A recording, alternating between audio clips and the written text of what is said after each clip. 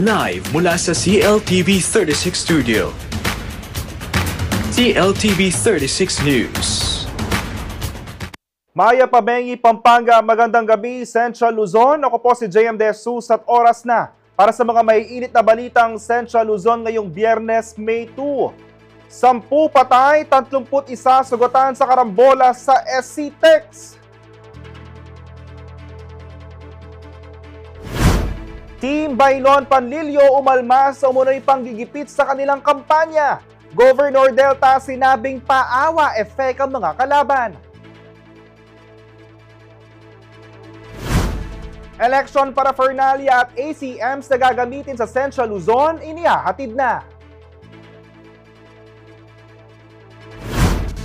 Job mismatch na nanatiling problema ayon sa DOLE. Patuloy na pagtugon dito. At Ransua Mayangitan ng Pampanga stand out sa Miss Universe PH National Costume na suotang Indong Lawot.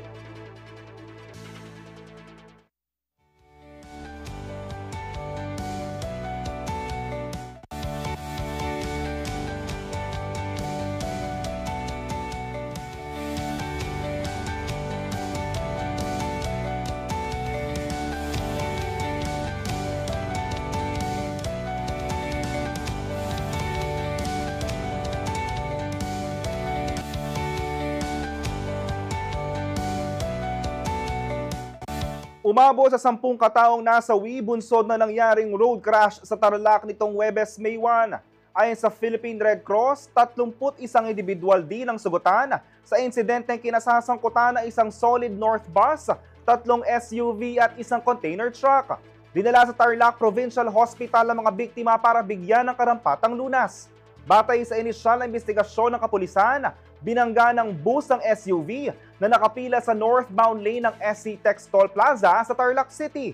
Sa lakas ng impact ay bumangga rin ng SUV sa sasakyang nasa harap nito. Samantala ay pinag-utos na ni Secretary Vince Dizon ng Department of Transportation sa Land Transportation Franchising and Regulatory Board na maglabas ng suspension order laban sa Solid North bus matapos ang malagim na insidente.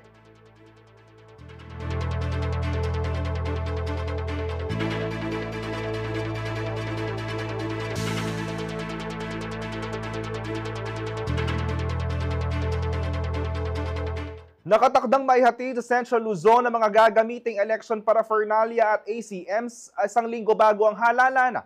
May makabagong teknolohiya rin na ilalaan ng COMELEC upang matiyak ang transmission ng election results. Narito pong report. Inihayag ng Commission on Elections o COMELEC Region 3 na idinideliver na sa iba't ibang lalawigan ng mga gagamiting election paraphernalia para sa nalalapit na halalan sa May 12, 2025. Ayon kay COMELEC Region 3 Assistant Regional Director Attorney Elmo Duque, tinalakay ito sa isinagawang Regional Joint Security Committee Conference nitong Miyerkules, April 30. Natin, particularly the official ballots which shall be coming on May 4 sa various provincial treasurer's office natin to be cascaded, may bibigay sa mga bawat city and municipal election treasurers na silang mag-allocate in time sa magagawa natin na final testing and sealing natin. Ang mga probinsya na magdadaos ng kanilang final testing and sealing kung saan 10 will be randomly selected sa mga present doon sa final testing and sealing. This is done in public. So, ang mga lalawigan na magdadaos ng kanilang final testing and sealing is Aurora, Bataan, Bulacan, Nueva Ecija, Pampanga, and Tarlac. Ang pinakahuli, which is on May 6, ay ang lalawigan ng Zambales. Sa Bataan, dumating na raw ang kabuuan ng mga automated counting machines o ACMs itong umaga ng Miyerkules. Nasa 9,584 ACMs ang gagamitin sa buong Region 3 sa May 12. Ang mga iba pa na lalawigan ay tatanggapin na rin nila ang mga scheduled, mga configured na mga automated counting machines nila na gagamitin natin sa araw ng halalan ng May 12. Pero bago yan gagamitin, magkakaroon muna tayo ng final testing and sealing. So yung mga pagdating ng mga automated counting machines natin ay inantabayanan natin ang notice ng official courier ng COMELEC which is F2 Logistics na sa ngayon hindi pa nila maibibigay yung mga actual na schedules.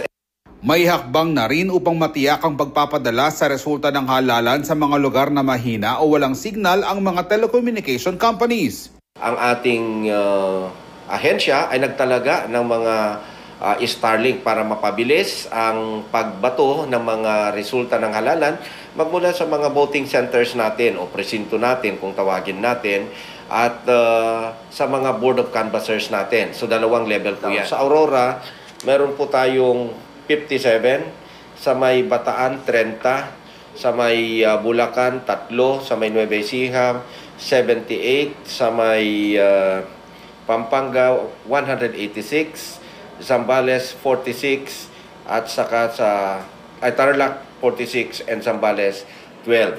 Sa mga board of canvassers natin, Aurora 2, Bulacan 1 at sa Tarlac 1.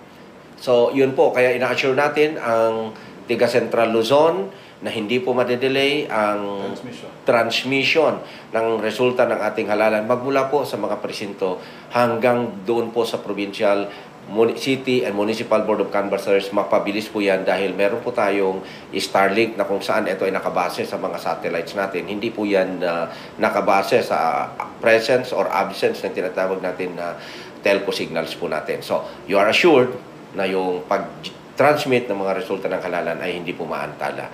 Samantala, tinalakay rin sa RJSCC ang security concerns sa Central Luzon bago ang eleksyon. Sinabi ng opisyal na nasa kamay pa rin ng Committee on Ban on Firearms and Security Concerns ang usaping ito. Maalalang may mga kahilingan na isailalim sa COMELEC control ang ilang lugar sa rehiyon. Pag-usapan natin ang mga pagbabago ng mga peace and order sa bawat lugar dito sa Central Luzon, lalo na itong paghahanda natin sa halalan. Meron po tayong memorandum ng ating CBSFC na kung saan pinapahold ang pagbibigay ng status upgrade or status downgrade ng isang lugar hanggat hindi pa ito ina-adapt ng CBSFC. So samantala, while napag-usapan po natin yung request, hindi ko po pwedeng i-devolve hanggat hindi po ina-adapt ng CBSFC ang recommendation ng Provincial Joint Security Control Center na in-adapt naman ng Regional Joint Security Control Center natin. Ako, si Jody Mercado para sa CLTV 36 News. Samantala, ilang araw bago ang 2025 national at local elections, tiniyak ng Pampanga Police Provincial Office ang kanilang kahandaan para sa ligtas, maayos at mapayapang halalan sa lalawigan. Ayon kay Chief of Pampanga PPO Police Colonel JC Dimaandal, matagal nang nakalatag ang kanilang mga plano at estratehiya para sa darating na eleksyon. Aabot daw sa 1,786 na pulis ang i-deploy sa araw ng mismong halalan. Sa bilang na ito, 1,022 ang itatalaga sa mga presinto, habang ang iba naman ay naka-assign sa checkpoints, COMELEC offices at emergency response. May karagdagang 477 na tauhan din mula sa Armed Forces of the Philippines o AFP, Philippine Coast Guard o PCG at Bureau of Fire Protection o BFP na makakatuwang ng kapulisan sa pagpapanatili ng kaayusan.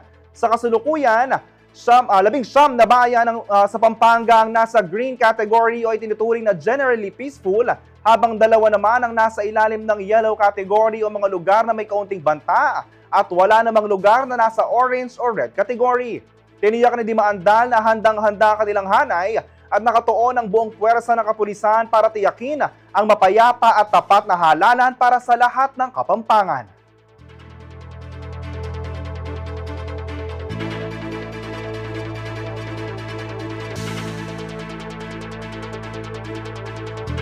Manatiling nakatutok para sa iba pang balita ngayong araw.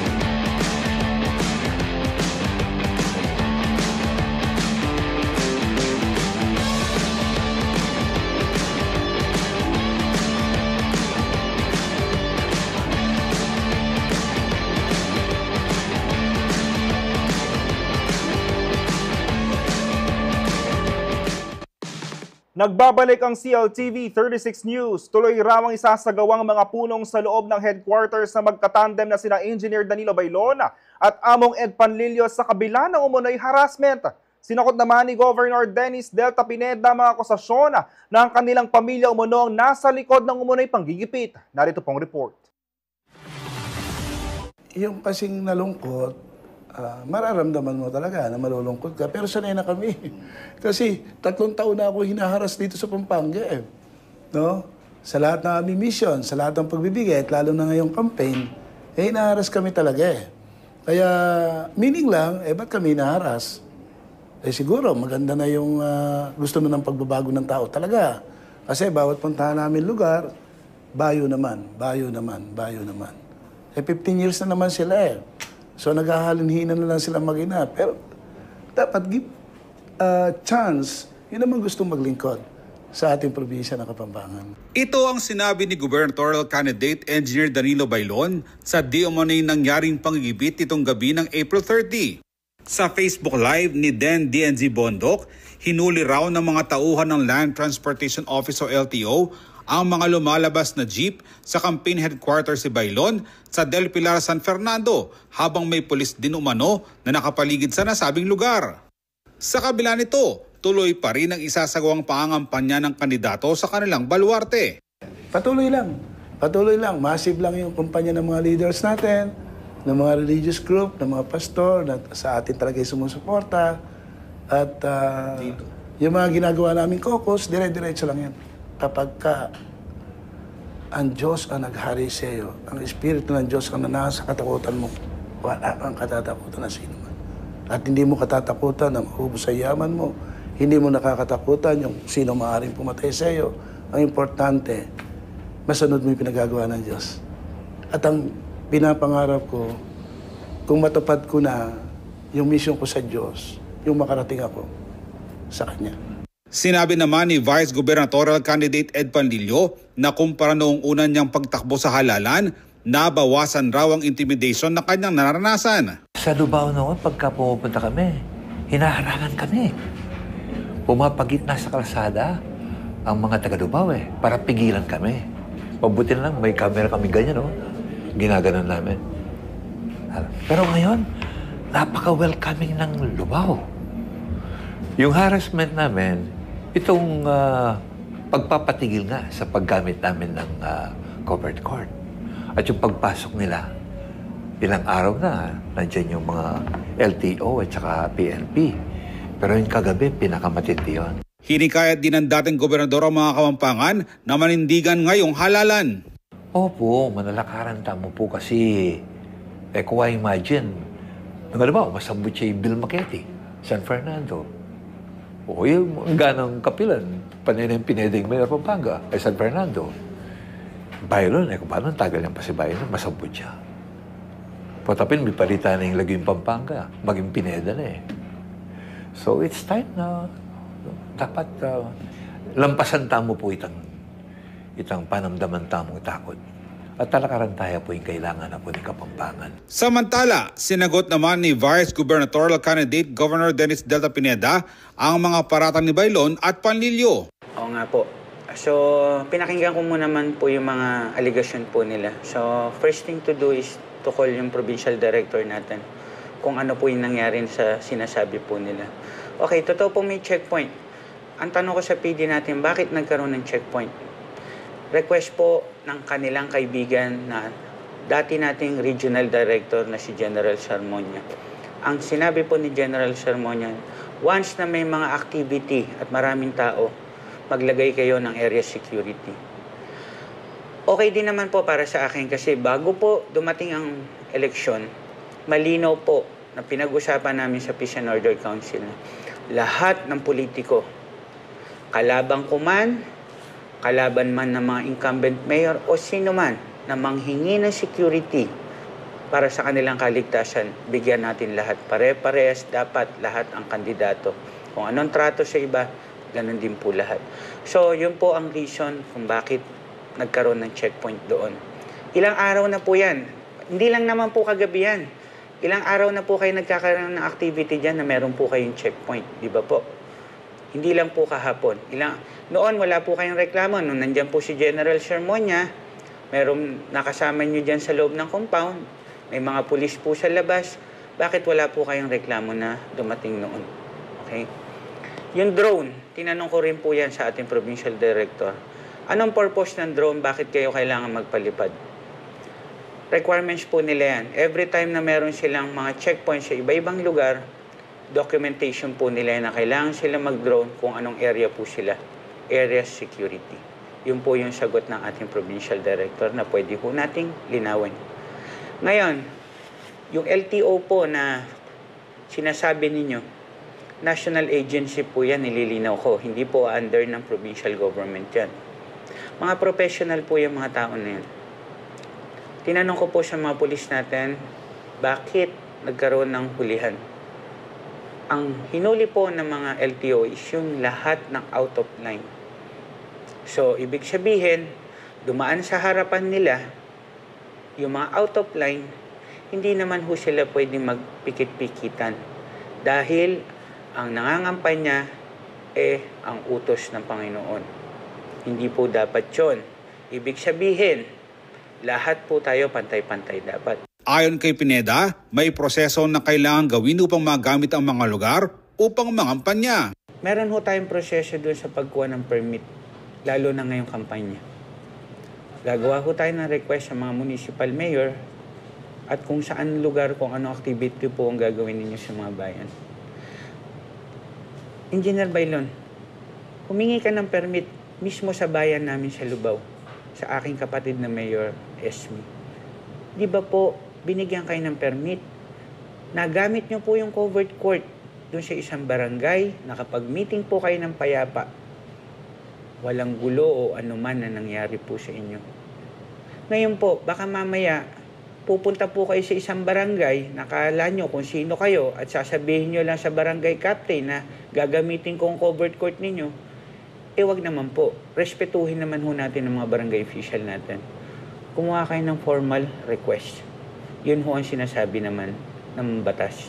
Kumuha po kayo ng formal request. Pag hindi ho kayo pinayagan, tingnan ho natin dahilan. Kung mayroon ho kayong way na para kasuhan, kasuhan niyo po. Alam niyo po, Engineer Bailon, sa dami po ng trabaho namin, hindi ko na humagawa na sundan ko po kayo. At hindi po ako interesado na sundan kayo kung saan man po kayo magmi-meeting. Tingnan niyo po yung purpose. Baka mamaya, yung may-ari ng lupa, nagigising kung saan nyo po gagamitin ang property nila. Kung sa salita ng Diyos, baka po pwede po siguro, payagan po kayo. Baka po pamumulitika paninira yung ginagawa ninyo, kaya po hindi na kayo pinapayagan. Pakicheck nyo rin po. Yung simbahan po, sino ho bang namamahala ng simbahan? Ang provincial government po ba? Hindi naman po kami. Ano po kaya ang purpose ninyo doon sa simbahan? Bakit hindi ho pinagamit ang simbahan sa inyo? Siguro po, unang-una, mong hindi na ho kayo pare para gamitin nyo pa ho yung simbahan. Hindi ko po alam kung anong dahilan, pero sana po wag nyo sa aming ibugtong yung sa simbahan. Marami po kayong mga kasama ang pare na pwede nyo pong tanongin kung bakit ayaw po nilang paggamit sa inyo ang simbahan. Lumang tugtugan na rin umano na laging sangkot ang pamilya Pineda sa mga nangyayaring hindi maganda sa Pampanga. Alam niyo po, 2007 pa na si Among Ed ang humahabol. Yan na po yung tagline ninyo 2010, 2013, 2019, 2022. Yan na lang po lagi ang tagline natin. Wala na po bang iba? Tayo pong mga nanunungkulan. Doon sa oras na sumumpa tayo sa katungkulan natin, kalahati po ng buhay natin nasa hukay na po. Yan, dahil ginagawa po natin yan dahil sa pagsiservisyo. Pero wag naman ho, lahat naman ang nangyayari dito sa probinsya, ibubuntong nyo po sa pamilya ko, sa pamilya namin. Mag-isip naman po kayo. Wag naman ho sobrang linis ng mga pagkatao ninyo na kayo na lang po ang malinis dito sa ating probinsya. Nakakasawa rin naman ho yung tagline ninyo. Lagi na lang po yan. Ito naman ang tugon ng incumbent governor sa sinasabing kabanalan laban sa kadiliman na ikinakampanya umano ni Baylon at Panlilio. Alam niyo po, wala naman ibang kalaban yung mga yan kundi naman po kami. Hindi ho makapag-direct ng mga tao yan dahil alam nila pwede ho sila mademanda ng libel. Pero doon ho sa kadiliman, ever since naman ho, sila na lang po malinis dito sa probinsya natin. Ever since naman po, sila ang sugo ng Panginoon para humabol, manungkulan dito sa probinsya natin. Pero, ilang beses na po bang natalo yung mga yan? Marunong po bang tumanggap ng pagkatalo yung mga tao na yan? Marunong po ba silang tumanggap na ang majority, na decision of the majority, alam po ba nilang tanggapin?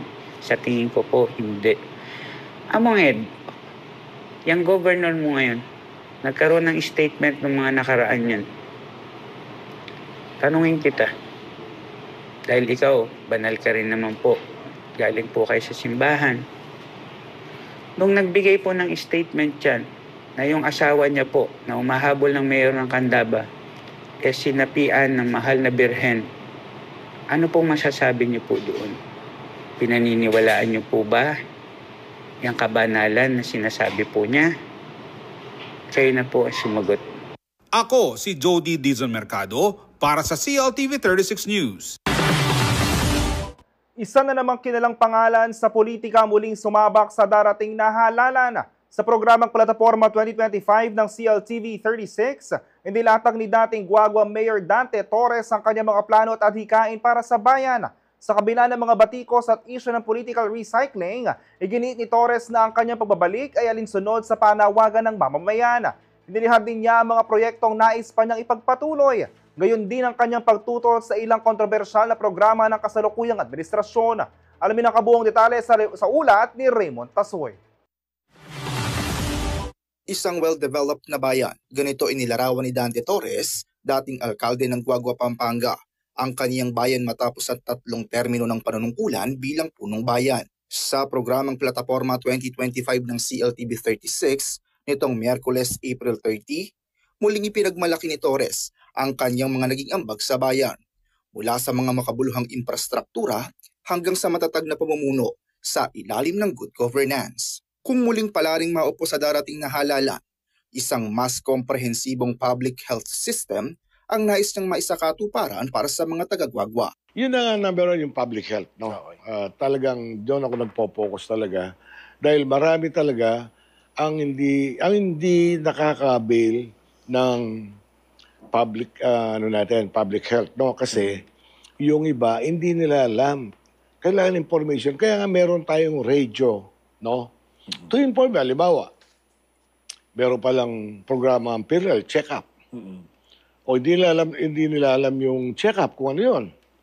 So, hindi kayo umaandar yung mga constituent natin na pumunta sila sa isang ospital para magpa-check up, naggastos ng PhilHealth. So, dami natin mga gamot na dapat sana available sa ating mamamayan. Bukod sa mga programang pangkalusugan, edukasyon din ang isa sa pangunahing advokasya ni Torres. Anya, hindi sapat ang nasimulan lamang. Nais niyang ituloy at paigtingin ng suporta sa mga pampublikong paaralan, mga guro at mga mag-aral sa bayan. Samantala, mariin naman daw na tinututulan ni Torres ang pagtatayo ng mall malapit sa palengke ng Guagua, taliwas sa hangarin ni incumbent at re-electionist Mayor Tonton Torres na maibsan ang traffic sa lugar. Sakaling mailuklok siyang muli bilang alkalde, diretsahang sinabi ni Torres na ipahihinto niya ang konstruksyon nito. Commercial district namin will start from the plaza hanggang sa palengke. Talagang sobra-sobra na. No? Lagay mo pa yung mall doon. Paano mag-iisang traffic doon? Hindi lalong lalaki yung traffic. Kaya hindi ako bilib. Pag kailangan pag-isipan nila mabuti, hindi yung siguro mag-election, makikita yung building, ginagawa. Di ba? Opo. Pero Mayor, kung kayo po ay maupo, ano ang inyong gagawing aksyon kaugnay niyan dahil ongoing yung pagtatayo? Pa-stop ko tsaka pa-imbestiga. Pag meron mga violation doon, pa-stop ko yun. Okay. Isa rin daw sa mga nais isulong ni Torres ay ang conversion ng Guagua tungo sa pagiging isang ganap na lungsod upang makakuha ng mas malaking pondo at makapagbigay ng mas maraming serbisyo publiko. May plano ko maging siyudad ng Guagua. Opo, okay. No? Pag nagsyudad ang Guagua, lahat ng taxes sa Guagua na. Di ba? Opo. Anong first class po? Second class? First class. First class municipality ang Guagua. Opo. Qualified naman siya eh. Because ang requirement ng cityhood, no? Yung land area, Opo, population, at saka yung income. income. Oo. Kahit na isa lang doon, papasa ng Guagua, yung income, papasa na. Dahil malaki. Sa kabila naman ng mga puna ng umano'y political recycling, mariin itong itinanggi ni Torres. Anya, hindi raw ambisyon kundi serbisyo ang nagtulak sa kanyang pagbabalik sa politika. Hindi tayo recyclable. Talagang yung ano natin, talagang purong-puro ang ano natin, pagsisilbi. Dahil nakita naman sa 9 years, kulang pa nga yung 9 years kasi 2 taon tayo na pandemya. And during the time, yun ang the best life in my life, yung COVID. Dahil hindi natin napabayaan ang bayan ng Guagua. Nakipagpatayan tayo doon. Hindi recycling yun. Sinasabi lang nila yun dahil nga akala nila tapos na ako. Hindi pa. Marami pa tayong dapat gawin. Kung ang ginawa sana ng mga nanunungkulan, tinuloy nila yung mga magagandang programa. Hindi sana mananahimik na lang tayo. Raymond Tasoy, CLTV 36 News. Sa patuloy na pagpapakilala ng mga kandidato sa Plataforma 2025 ng CLTV 36, muling tumindig ang dating konsehal ng City of San Fernando na si Paul Kiwa, na kasalukuyang tumatakbo bilang kinatawan ng 2nd distrito ng Pampanga. Ito raw ay upang ipahayag ang mga konkretong plano niya para sa lalawigan sa kabila ng limitadong makinarya pampolitika. Alamin ang kabuong detalye sa ulat ni Raymond Tasoy. Bagaman hindi singlaki ng iba ang kanyang political machinery, pinili raw sumabak muli sa halalan ni dating konsehal at ngayong congressional candidate na si Paul Kiwa upang maisulong ang mga makabuluhang proyekto para sa 2nd distrito ng Pampanga. Sa programang Plataforma 2025 ng CLTV 36, ibinida ni Kiwa ang kanyang mga nagawa noong siya'y konsehal ng City of San Fernando. Kabilang namang ordinansang sumusuporta sa senior citizens, kabataan at mga manggagawa. Isa raw sa kanyang prioridad sa muli niyang pagtakbo ay ang pagtataguyod ng isang transparent na pamahalaan. Anumang pondo at proyekto ay dapat umanong maliwanag sa publiko at may sapat na konsultasyon sa mga apektadong sektor. Kailangan po, yan ay pagbalangkas pa lang, involved na ang ating mga kadistrito. Involved na po yung mga national government agencies. So at iba't ibang mga watchdogs dito sa buong Pilipinas para po maiwasan itong mga nagiging problema na yan. Kasi ito po, hindi po natin personal funds ito. Pondo po ito sa mga taxes na binayad ng ating mga kapwa Pilipino. So dapat lamang na ilaan yan kung saan siya dapat ilaan. Isinusulong din ni Kiwa ang regular na barangay visits upang direktang marinig ang mga issue at pangangailangan ng mga residente. Si Paul Kiwa po, pag naging congressman, magkakaroon po tayo ng lingguhang barangay visitation kung saan dito papatawag natin yung mga barangay officials, yung ating mga barangay tanod, barangay health workers, yung mga kasama natin sa simbahan, yung mga sa academe, yung mga ordinaryong residente, para mapag-usapan natin kung ano ang kailangan ng barangay, kung ano ang kailangan isulong pa, kung anong mga programa ang pwede pa natin gawin gamit po itong ating pondo sa distrito. Pagdating sa edukasyon, nakahanda umano si Kiwa na palakasin pa ang sektor upang matiyak ang dekalidad ng serbisyo para sa mga mag-aaral. Kagaya na nga po ng nasabi ko kanina, sisiguraduhin po natin, una, yung budget ng DepEd ay mapunta sa kanila. Yung kabuoang under the law po kasi, ang DepEd dapat ang unang may pinakamalaking parte ng ating national budget. So kapag yan po ay nandyan at imo-monitor po natin yan pagdating po sa departamento ng DepEd at sisiguraduhin natin ang pag-download nito sa mga probinsya, sa mga bayan-bayan, yan po ay makakarating sa kanila. At siyempre, yung mga paggagamitan yan, dapat lamang po sa education-related expenses. Kabilang din sa kanyang plano ang pagpapatayo ng mga flyover sa distrito para maibsan ang trapiko at mas maging kaaya-aya ang lugar sa mga negosyante at mamumuhunan. Isa sa magiging proyekto natin, isusulong natin yung paglalagay ng mga flyover sa mga main intersections ng especially sa 3rd District. Kung kakayanin po, pati buong probinsya ng ating budget sa pagkikipagtulungan natin sa Pangulo at saka sa ating House Speaker para po mas maging accessible ito sa mga mamumuhunan at sa ating mga kadistritong gustong magtrabaho dito. Bibigyang pansin din umano ni Kiwa ang sektor ng agrikultura. Patuloy raw siyang magbibigay ng suporta sa mga magsasaka sa kanyang distrito. May suggestion din si Kiwa kaugnay sa planong flood mitigation project para sa buong lalawigan ng Pampanga. Kailangan po yung comprehensive flood management program. Alam ko po, nung panahon ng unang pagputok ng Mount Pinatubo, meron na pong proyektong ganyan. So, kung pwede po nating buhayin or i-suggest mo muli, at I'm sure the provincial government, all the LGUs, ginagawa po nila yan. So, ang kailangan lang natin gawin, actionan po natin before the onset of the flooding season or the rainy season. Pinabulaanan naman ni Kiwa ang mga ulat na may mga taong sinasadyang tanggalin ng kanyang mga campaign materials. Anya, hindi siya papatol sa ganitong klase ng politika at mananatili siyang nakatuon sa isang malinis na kampanya. You know, we run a simple, cost-efficient at clean campaign. So nakikita po ninyo, mangilan-ngilan lang yung ating mga posters. Ang malungkot lang dito, mangilan-ngilan na lang, tinatanggal pa po. So sana po, let's be fair. Let us let the people of the 3rd District of Pampanga to decide on who is the better candidate.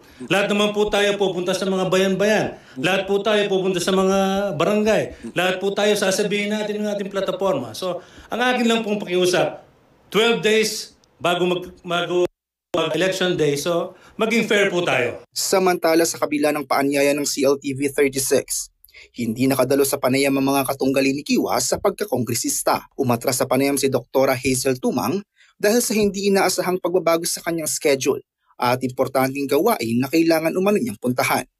Habang tumanggi namang magpaunlak si Micah Gonzalez. Raymond Tasoy, CLTV 36 News. Manatiling nakatutok para sa iba pang balita ngayong araw.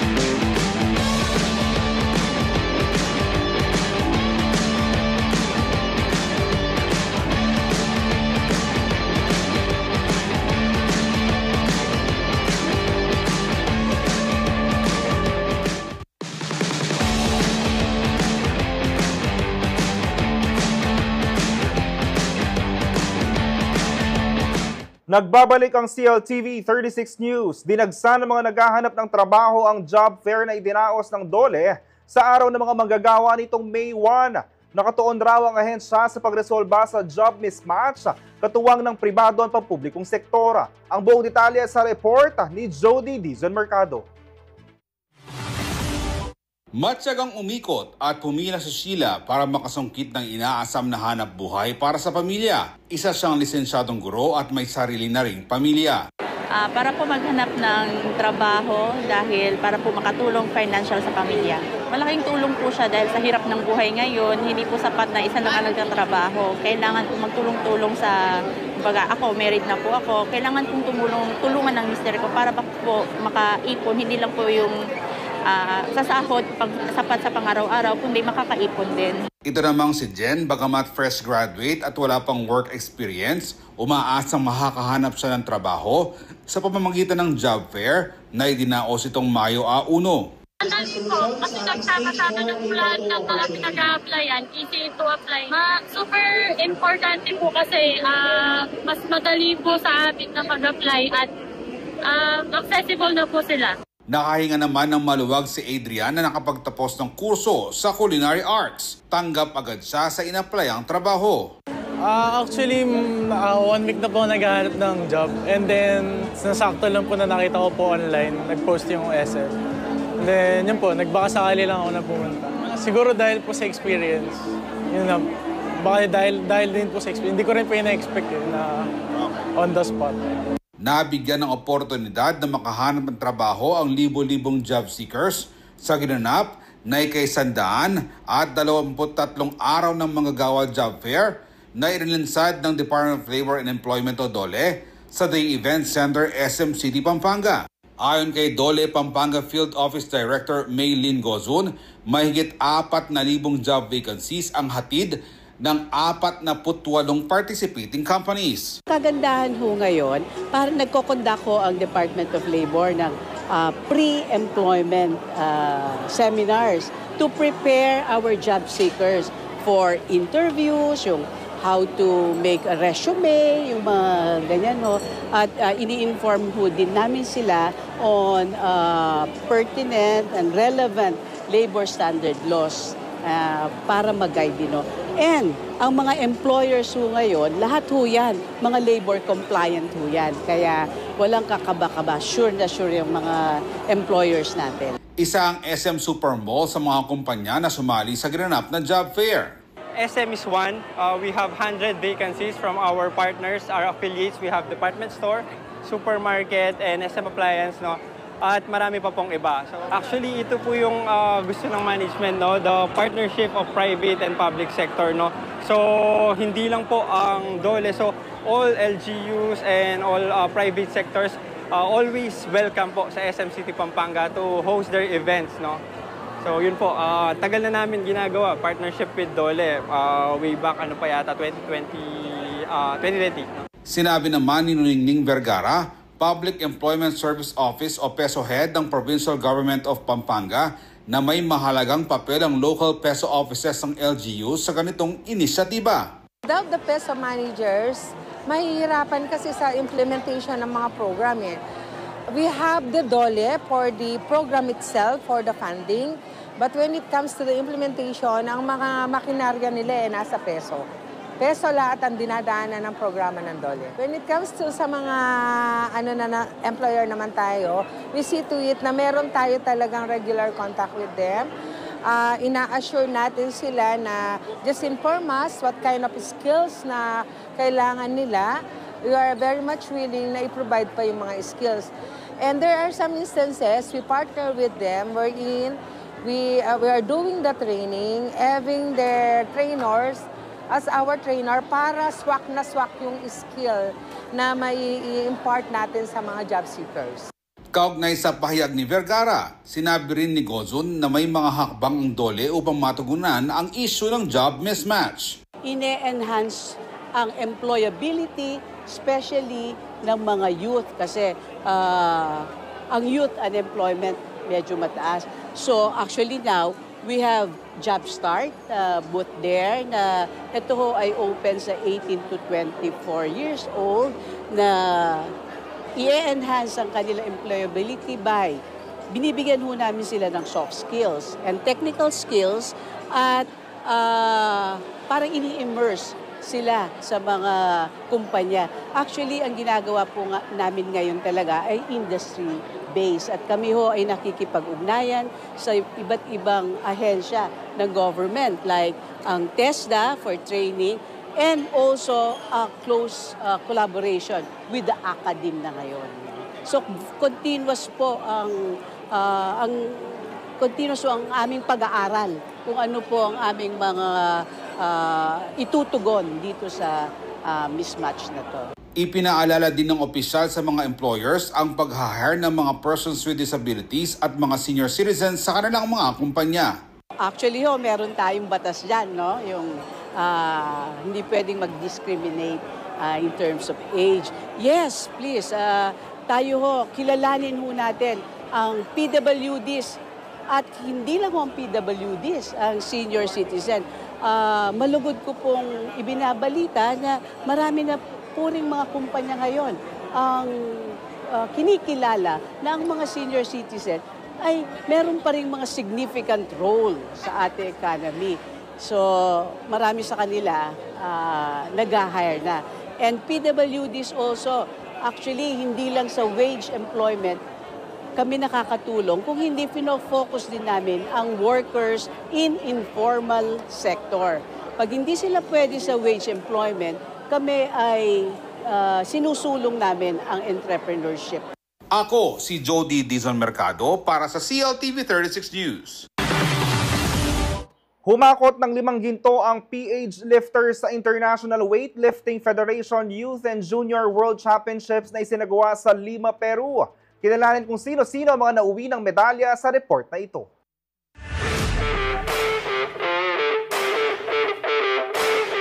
Matikas ang panimula ng Team Pilipinas matapos makasungkit ng 5 gintong medalya sa pagbubukas ng International Weightlifting Federation o IWF Youth and Junior World Championships sa Lima, Peru. Bumida si JR Colonia ng Zamboanga City sa kanyang international debut matapos buhati ng 2 ginto sa clean and jerk at total lift sa Youth Men's 49 kg division bukod pa sa isang pilak sa snatch. Hindi rin nagpahuli si Alexandra Andiaz, kapwa taga Zamboanga matapos masungkit ang ginto sa snatch at total sa Youth Women's 45 kg category, habang umiskor din ang tanso sa clean and jerk. Sa isa pang matinding hataw, sinelyuhan ni Cebuana lifter Althea Bacaro ang gintong medalya sa snatch ng Youth Women's 40 kg division.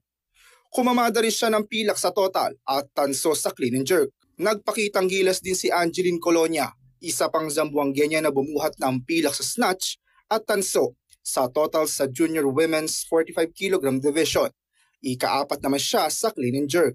Ibinahagi naman ni Samahang Weightlifting ng Pilipinas President Monico Puentevella na makikita na ngayon ang kinabukasan ng weightlifting sa bansa. Binanggit din niya na hindi biro ang makipagsabayan sa pinakamagagaling sa mundo tulad ng China, kaya't malaking bagay ang panalo ng Pilipinas. Susunod na sasabak sa kompetisyon si Rosalinda Faustino para sa Junior Women's 49 kg, Jody Peralta para sa Youth or Junior Women's 55 kg, at si Albert Ian de los Santos para sa Junior Men's 67 kg. Ang Youth Division ay bukas para sa mga edad 13 hanggang 17, habang ang Junior Division ay para sa mga atletang edad 15 hanggang 20. Kasama si Aisel Fernando, Raymond Tasoy, CLTV 36 Sports News. Mga kaoto, sa panahon ngayon na bawat sentimo ay kailangang sulit, hindi mo na talaga kailangang gumastos ng sobra para makuha ang sasakyang swak sa pang-araw-araw pero hindi ka pa rin ipapahiya sa forma at performance. Stylish ang dating, techy ang loob at reliable sa performance. All for a price na kayang-kaya ng practical pero mapiling Pinoy driver. Kaya naman today, silipin natin ang isa sa mga pinagmamalaki ng Laos Auto Group pagdating sa sedan, the all-new 2025 Geely M Grand.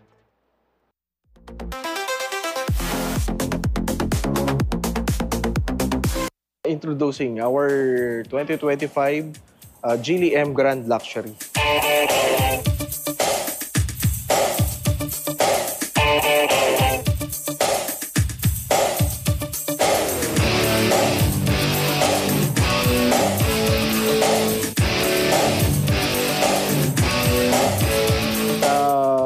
Grand Luxury natin, sa pangalan pa lang, malalaman na natin na luxury yung ating sasakyan. So, ang pinakabagong features nito, sa interior, all black na yung interior natin. Previously kasi, beige ang color or kulay blue, and then madumihin. Alam naman natin sa Pilipinas, yung ganong color, medyo madumihin. Ngayon, all black na yung interior design ni M Grand Luxury. Also, yung infotainment niya, mas better, mas malaki, mas wider dun sa previous na model ni M Grand. Yung mga right now, dun sa mga kasegment niya, I think mas wider, mas longer, mas better dun sa mga segment niya. Price over value yan. Dun sa minimal upgrades lang, particularly on the interior. Mas sophisticated na siyang tingnan, mas luxury na siyang tingnan, mas better siya compared dun sa before na M Grand. Hindi ka bibitinin kasi meron din siyang 3 different driving modes. The sports mode, the eco mode, and the comfort. Pagka nag-avail ka ng or nag-purchase ka ng any Geely vehicle, lalo na si M Grand Luxury, meron kang free LGC Cares 24/7 roadside assistance.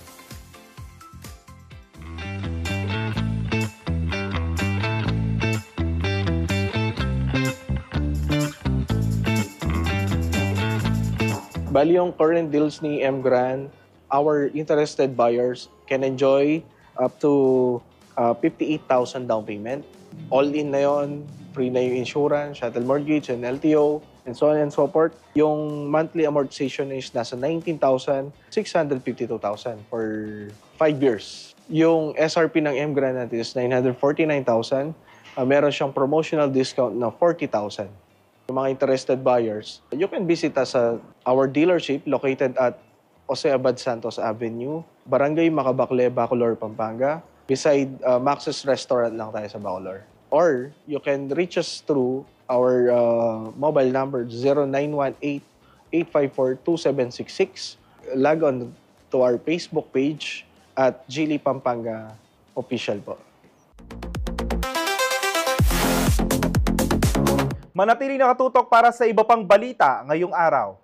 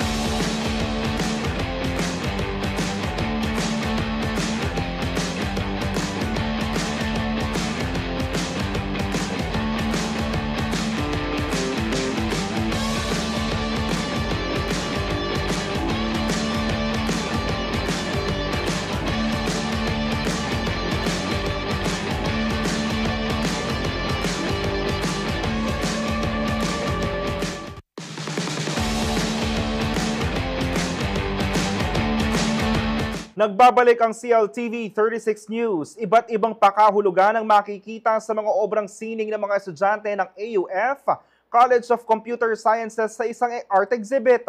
Alamin kung bakit sa report na ito.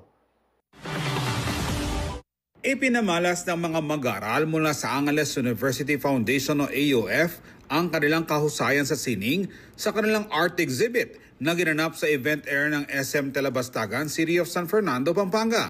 Ang mahigit 125 obra ay nilikha ng 25 mag-aaral ng Batch Likharaya ng Bachelor of Multimedia Arts mula sa College of Computer Studies.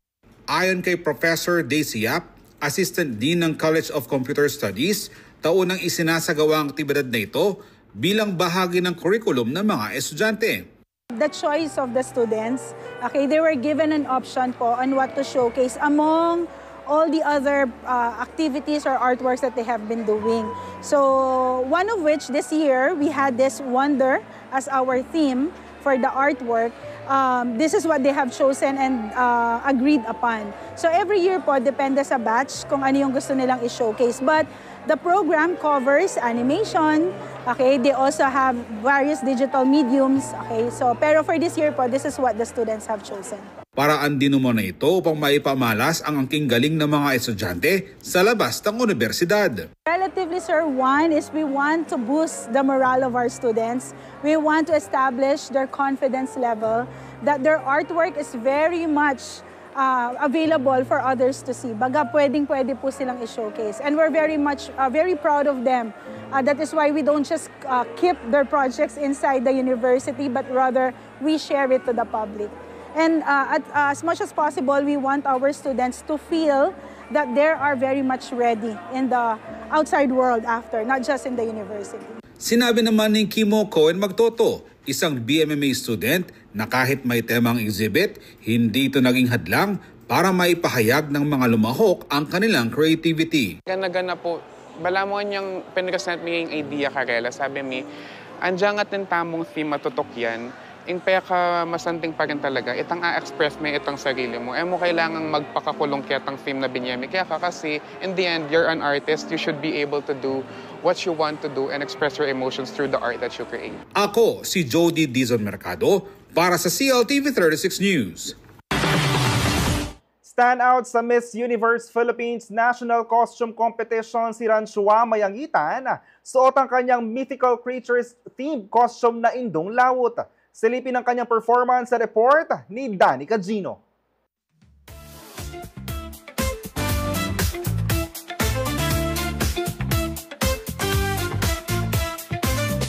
Umani ng atensyon ng pambato ng Pampanga na si Ranshua Marie Mayangitan sa Miss Universe Philippines 2025 National Costume Competition dahil sa kanyang stunning at makasining na kasuotan na tinawag na indong laot. Ang kanyang national costume ay isang obra maestra na kumuha ng inspirasyon mula sa isang Kapampangan sea goddess.